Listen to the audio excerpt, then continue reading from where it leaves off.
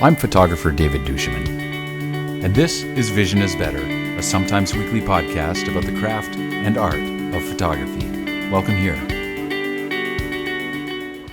Hey everybody, welcome to Vision is Better. I'm David duChemin, and this is episode 2, and I wanted to sort of do a second episode related to my work in the Coutts-Matine Grizzly Bear Sanctuary, and I want to talk to you about my post-processing technique. I got a comment on Facebook the other day that said, I'm not really crazy about this, this whole thing that you're doing, and that's fine, and it brings up sort of the overriding comment that I want to leave with you.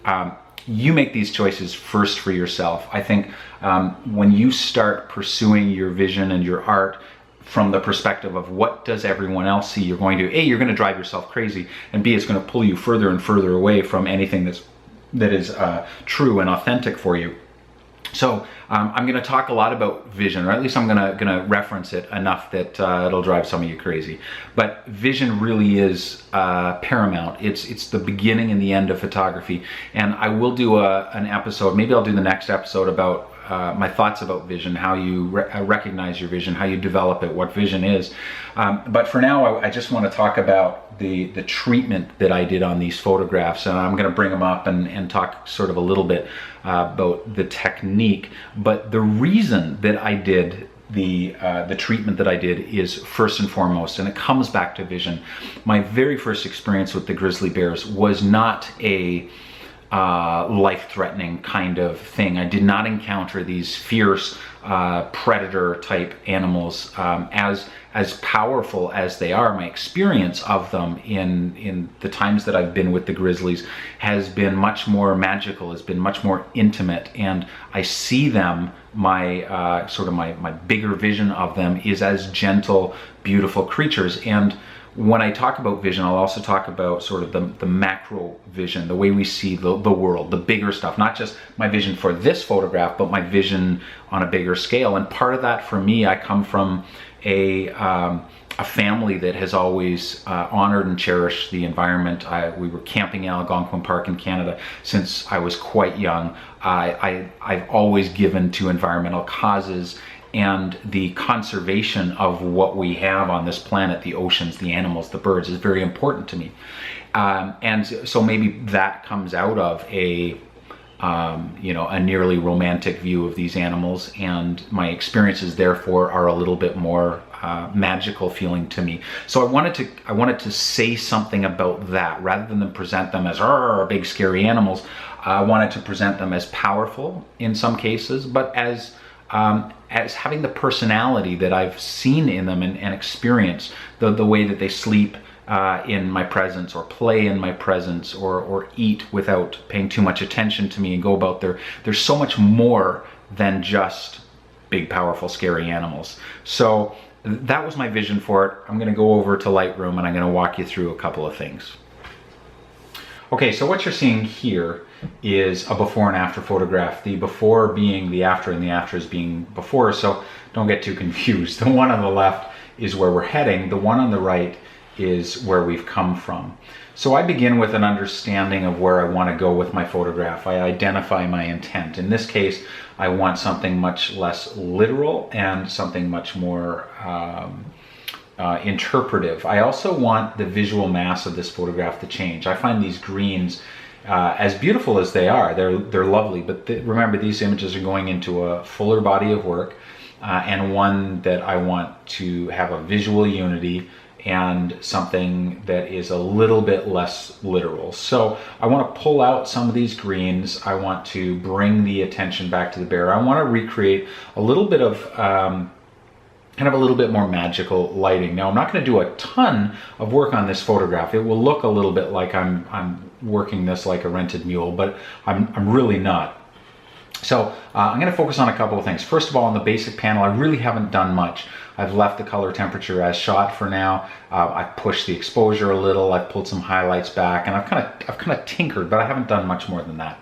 I've pushed the clarity a little bit to give some texture, because I think for bears with the, and the shagginess of the West Coast forest, it gives that texture a bit of a punch. But where the real magic is done on this particular image is in two places. One is the HSL panel. So I'm going to turn that on. Right now it's off with the adjustments I've already made. Turn it back on, and now you can see I've got my greens in terms of the hue, the color of the green. I've pulled down, I've made it a little bit yellower. So this is kind of a little more where it was originally, and I've pulled it down to something a little yellower. Okay. In saturation, I've pulled both the yellows and the greens down so that they're not as punchy. They're a little bit less, they're a little understated, which I quite like. And in the luminance, I've pulled the greens to darker. Remember, in terms of visual mass, if you have really bright elements in your photograph, your eye is going to be drawn to them. The same is true of really saturated elements. Your eye will be drawn to them. And what I wanted was for the surrounding to be a vignette, a stage on which this bear and the other bears in this series sit. I don't want the surroundings to compete for attention. So that's what I've done with the hue, saturation, and luminance. The other big change is in the graduated filter panel, and I've used the radiated filter a little bit, just once to punch the face. I'll show you that as well. So this is the graduated currently on the right side. This is the graduated filter is off, but if I turn it on, that's the result. Now I'm going to get rid of my before and after, and I'm going to show you where these pins are. So the pins you can see here. If you can't see your pins, press the H button on your keyboard. H is for hide, and it will reveal or hide these pins. I've spent days looking for these damn things. So there's 4 pins here. There's 2 at the top, one there, one here, and one here, down, and one here. If I mouse over them, it shows you where the mask is. So this is quite a soft graduated filter from the bottom up. This is also quite soft if you drag it quite far, in this case all the way up to the top over here. And the same is true over here. There's one on an angle coming from the top right. There's one at the top just coming straight down. Again, nice and graduated, because that's the way light works. Light has a logic to it, and when you start getting really fiddly with it, the image starts to feel like it's been really fiddled with.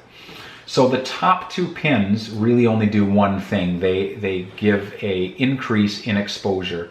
This one plus 83, I've pulled the highlights back so that it doesn't sort of blow out.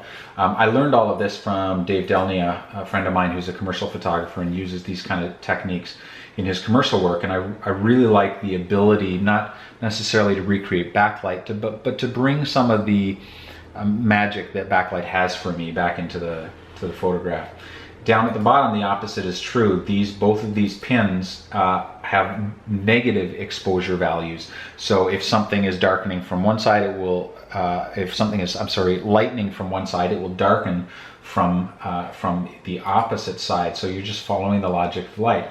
So all I've done is brighten from the top down at an angle, and vice versa. And the only other thing that's worth noting is that this graduated filter, the one at the very top that comes down, the color temperature has also been pushed to 100, so it's much warmer.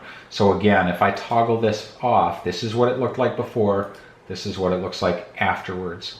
And it's really just those changes that account for what I've done in the photograph, how I've accomplished that look. The only other thing I did was add this radial filter, and if I turn that on, you can see it now brings the value of the face back to where I started. If I had a true before and after, you'd see that I was actually quite close because of the other changes I've made. So those changes gave me something, but they also took away a little something, and I used the radial mask, the radial filter, just to bring back a little brightness in the face. So that was before, and that's after. It's not too much. I think if you brighten the eyes too much, if you brighten a face, especially in this circumstance where it's sort of facing away a little bit from where you intend the light to appear to be coming from, it looks a little funny. But in this case, I think it just pulls it out just enough to get the personality of the bear. So again, my encouragement to you is, if you're going to be doing this sort of thing, if you're going to be monkeying around in Lightroom, don't just move sliders around willy-nilly until it looks better, because the next day you come back, you'll be bored with it, and you'll move them around until it looks better again. Really it will just look new. It won't look necessarily better. So my encouragement to you is to get a sense of where you want to go. Sometimes that does happen while you move the sliders around, but at least be asking yourself, wait, what are you trying to accomplish? Do you just want it to make it look better, or do you actually, I can't believe I just did air quotes, do you want to make it look better, or do you want to make it look something specific? Do you want to make people feel a certain thing? Do you want to direct the eye in a certain direction, or pull the eye away from certain things with dodging and burning and vignetting and changes in hue and saturation? These are not big changes, but they are interpretive changes. And did it look this way when I photographed it? Well, in a way, to me it did. It felt this way. And I photograph most of the time through sunglasses that have a much warmer kind of tint to them. And so in some ways, yes, it did look like this. But I don't think that's really the point. At least it's not for me. For me, the point is, did it feel like this? And identifying at the very beginning of the post-production process, even before you're shooting, identifying what it is you want to look and feel like will help you when you get to pushing sliders around. Thanks again for joining me on this. It's only the second one. I'm going to work out a couple of the kinks. But if you have questions about anything that I've said, if you have things that you would like me to address, please leave them in the comments. Please subscribe. I'm begging you to subscribe. It's really nice to know that people want to see your stuff, and it's nice to know who the audience is.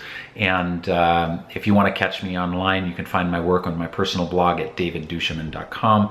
And if you want to find my ebooks and the ebooks of others that inspire me and teach me, you can find them at craftandvision.com. We'll see you next time.